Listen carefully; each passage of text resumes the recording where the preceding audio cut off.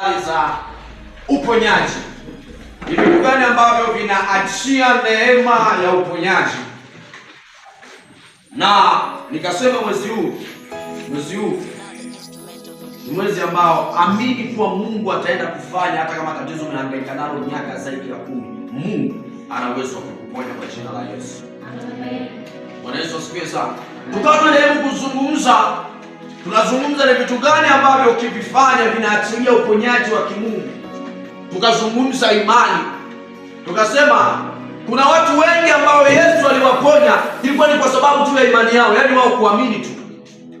Sio mara moja, sio mara mbili, anasema kwa sababu ya imani yako. Kwa sababu umeamini. Kuna mara nyingi kuna miujiza ambayo ilimlazimu Yesu aifanye kwa sababu ya imani ya mtu binafsi. Lakini pia jambo la pili tukazungumza kuhusu ufahamu. Unajua nini kumhusu Mungu? Unajua nini ambacho Mungu anaweza akafanya? Nikamwambia hivi, ni ngumu sana Mungu kufanya kile ambacho wewe haumuelewi au hauamini kwamba anaweza akakifanya. Nikasema sometimes Mungu anafanya kazi kulingana na sisi tunaelewa nini. Na ndio maana nikamwambia kuna umuhimu sana wa kusoma Biblia. Ndio maana nikamwambia kuna umuhimu sana wa kumjua Mungu. Kwa nini? Ukimjua Mungu kuna vitu vingine atalazimika kufanya kwako, maana una ufahamu wa kumjua Mungu. Ufahamu, uelewa, unaelewa nini kumhusu Mungu, unajua nini kumhusu Mungu. Sometimes Mungu hataki, mara nyingi Mungu hapendi sisi tuendelee kuwa watoto katika habari ya kumjua yeye. Mungu anatamani tukue.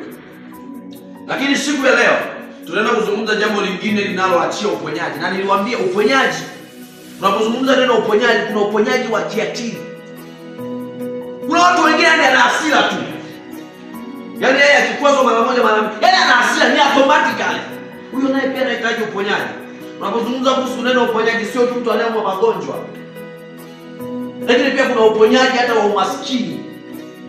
Kuna watu wenye ukoo wao wa kwanza mpaka wa mwisho ni maskini tu. Maana kuna nguvu ambayo inahitajika mbadala ya kuponya hiyo hali.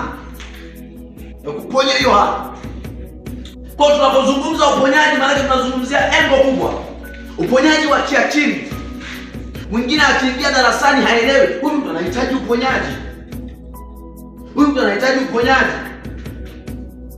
Mwingine kazi yake ni kukata tamaa kwenye jambo dogo, huyu mtu anahitaji uponyaji. Huyu mtu ni mtu mwenye maumivu, yaani hawezi kusamehe, yaani akiumizwa inakaa, huyu mtu anahitaji uponyaji. Siku ya leo naenda kuzungumza kuhusu jambo moja linalosema maombi. Moja kati ya kitu kinachoachilia uponyaji kwa mtu, uwe wa kiakili, uwe wa kielimu, uwe wa kimafanikio, maombi. Hebu mwambie mwenzako maombi.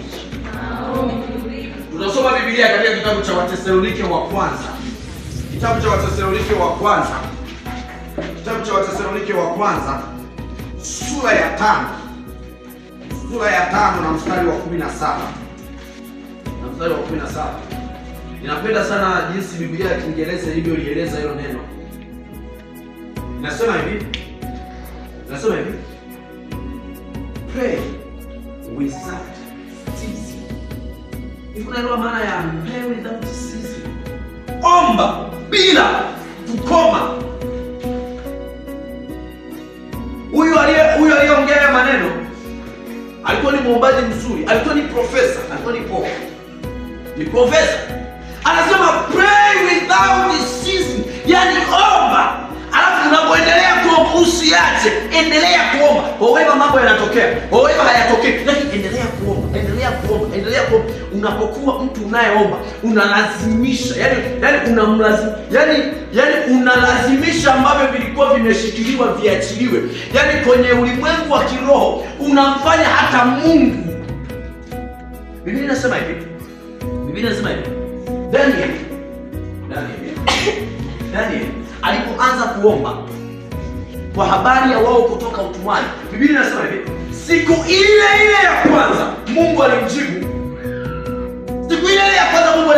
Lakini Mungu alipomjibu kwamba majibu yakashikiliwa na mkuu wa anga.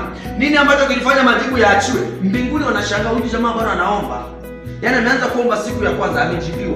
Unaweza kumwambia mbona bado naomba? Siku ya pili anaomba, siku ya tatu anaomba, siku ya 4 anaomba, mpaka siku ya 21 mtu anaomba. My friend, kati ya kitu ambacho kitayafanya maisha yako kung'aa ni maombi. Ngoja nikwambie hivi. Ikiwa mimi ninahubiri alafu siombi, nitakuwa ninatembea kwa mguu mmoja. Maana kuna eneo ambalo halijakamilika. Na ikiwa pia ninaomba huko sihubiri, nitakuwa pia natembea kwa mguu mmoja. Lakini ikiwa ninaomba, ninahubiri. Ninaomba, ninahubiri. Ninaomba, ninahubiri. Maana hatua zangu zina uwezo wa kwenda. Mfano wewe ni mwanafunzi, una mambo mawili. Unakusoma, unakumuomba Mungu. Ikiwa utasoma tu, yaani ukasema nina swala la kuomba, hapana. Ila ninasoma, utakuwa unatembea kwa mguu mmoja. Yaani unajua maana kutembea kwa mguu mmoja? Maana kuna maeneo utafanikiwa, lakini kuna maeneo utafeli.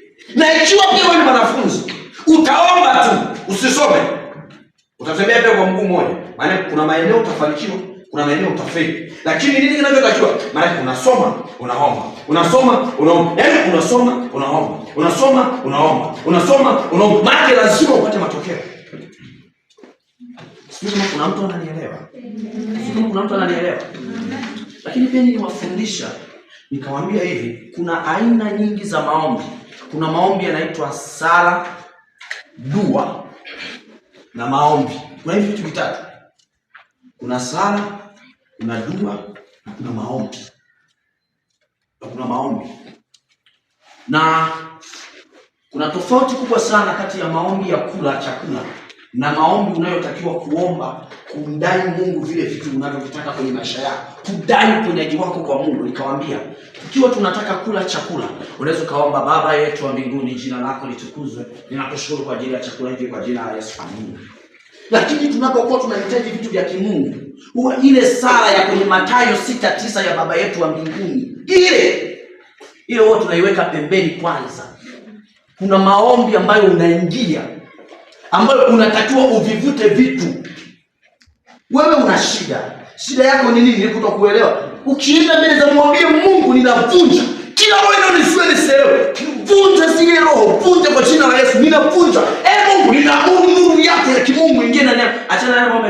Baba wa mbinguni, utupe leo mkate wa kila siku.